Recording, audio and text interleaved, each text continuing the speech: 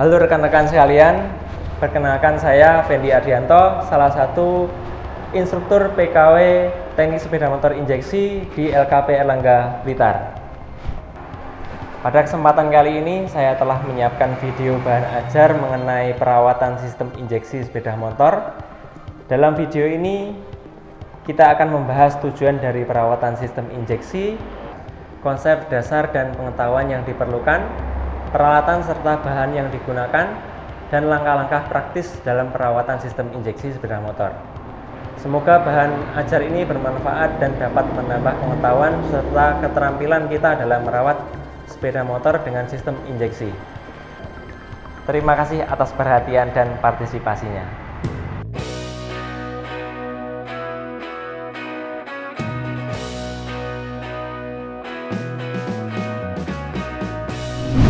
Untuk yang pertama, kita akan memahami bahan bakar dari tangki hingga injektor pada sepeda motor injeksi.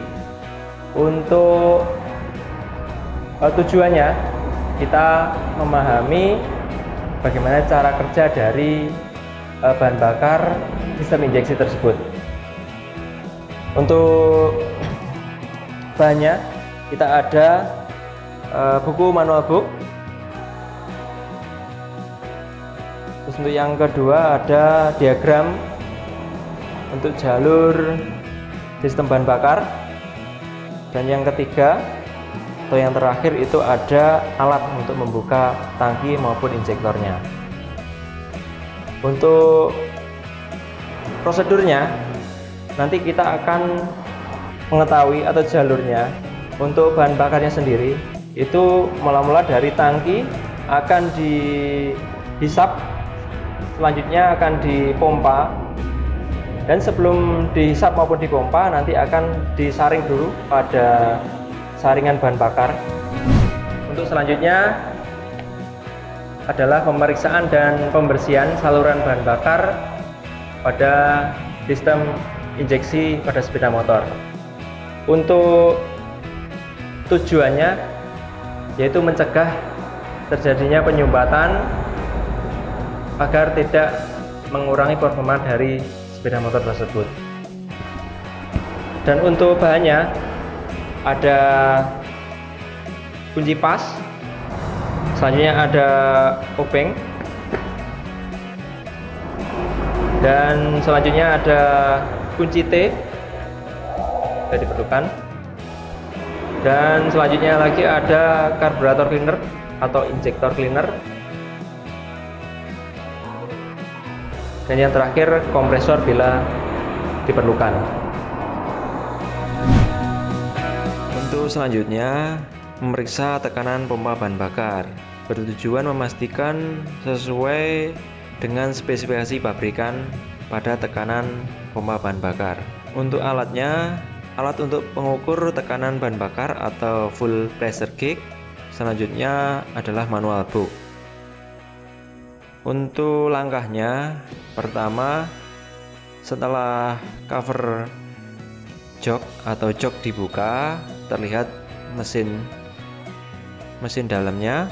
Selanjutnya alat dipasang atau disambungkan pada selang dari tangki menuju ke injektor. Makanya dilepas dulu. Selanjutnya disambungkan pada alat pressure gauge. Setelah tersambung, hidupkan atau kontak pada posisi on, atau bisa juga dihidupkan mesinnya. Selanjutnya, hasil pengukuran dipastikan harus sesuai spesifikasi pabrikan di rentang 40-42 PSI.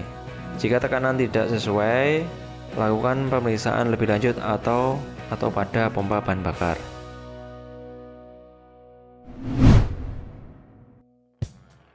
Untuk selanjutnya yaitu teknik membersihkan injektor. Tujuannya untuk menghilangkan kotoran atau endapan yang bisa menyumbat injektor dan mengurangi efisiensi pembakaran. Untuk alatnya yaitu pembersih injektor, alat kompresor udara, obeng, dan alat cleaner lainnya atau alat pendukung lainnya.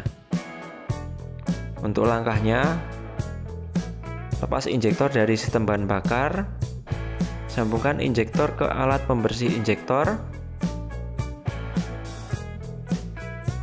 Dan selanjutnya jalankan pembersihan menggunakan cairan pembersih dan udara bertekanan rendah.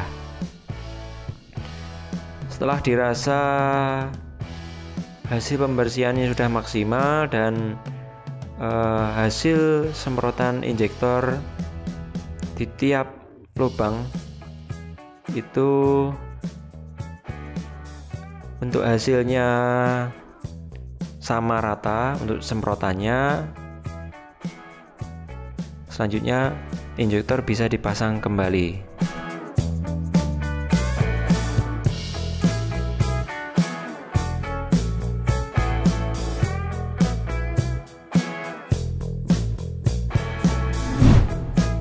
Untuk selanjutnya, prosedur membersihkan air screw dan menyetel putaran idle agar stabil sesuai standar.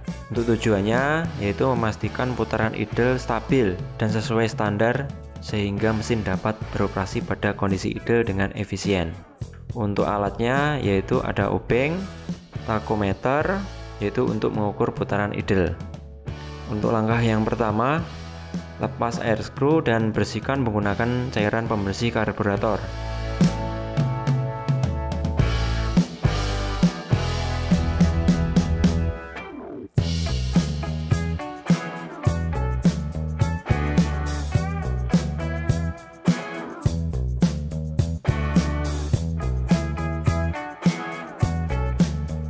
Selanjutnya pasang kembali air screw.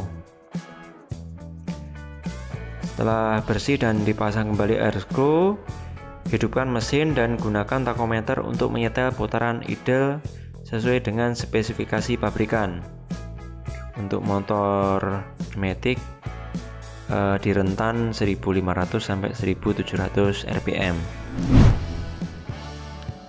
Untuk selanjutnya yaitu melakukan reset ECU atau ECM atau setting ulang untuk mengembalikan performa mesin sesuai pengaturan pabrikan. Tujuan dari mereset ini adalah mengembalikan setelan komputer mesin ECU atau ECM ke pengaturan pabrik untuk memperbaiki masalah performa yang timbul akibat pengaturan yang salah. Untuk alatnya, alat scan ECM atau ECU dan manual book untuk petunjuk reset. Untuk langkahnya, yang pertama adalah hubungkan alat scan ke port diagnostik sepeda motor. Kemudian ikuti prosedur reset atau setting ulang sesuai manual book.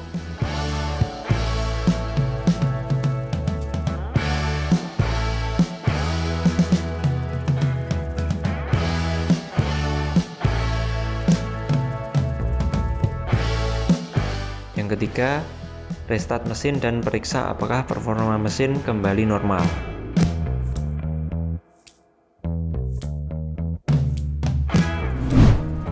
Dan untuk yang selanjutnya, penyesuaian dan pemeriksaan putaran idle motor. Itu bertujuan menyesuaikan putaran idle motor agar sesuai dengan standar pabrikan untuk memastikan mesin bekerja secara stabil pada kondisi idle. Untuk alatnya ada obeng, tachometer. Untuk prosedurnya, langkah pertama, hidupkan mesin dan biarkan pada kondisi idle. Kemudian gunakan tachometer untuk mengukur putaran idle.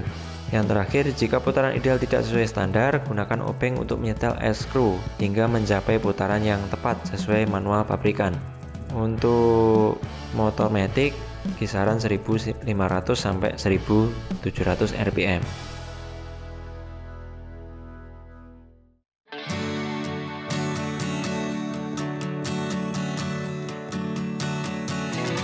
Di akhir pembelajaran, kita melaksanakan evaluasi hasil untuk mengukur sejauh mana peserta memahami teori serta menguasai praktek yang telah dipelajari. Proses evaluasi ini melibatkan dua komponen utama. Yang pertama, evaluasi teori dan evaluasi praktek, di mana peserta secara aktif terlibat dalam setiap tahapannya. Untuk mengukur pemahaman konsep dasar sistem injeksi sepeda motor, evaluasi teori dilakukan melalui ujian tertulis. Ujian ini meliputi pertanyaan pilihan ganda, isian singkat, serta esai pendek untuk menilai pemahaman mendalam peserta. Selain itu, tes lisan juga dilakukan, di mana peserta harus menjelaskan prinsip-prinsip dasar sistem injeksi dan menjawab pertanyaan langsung dari instruktur. Sementara itu, evaluasi praktek bertujuan menguji keterampilan teknis peserta dalam menangani dan memperbaiki sistem injeksi.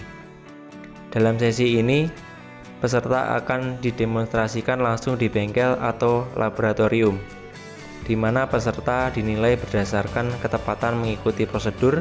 Selain itu, peserta juga menjalani penilaian berbasis proyek, di mana mereka harus memperbaiki sebuah kasus nyata dan menilai dari kualitas perbaikan, efisiensi waktu, serta ketepatan diagnosa yang mereka lakukan.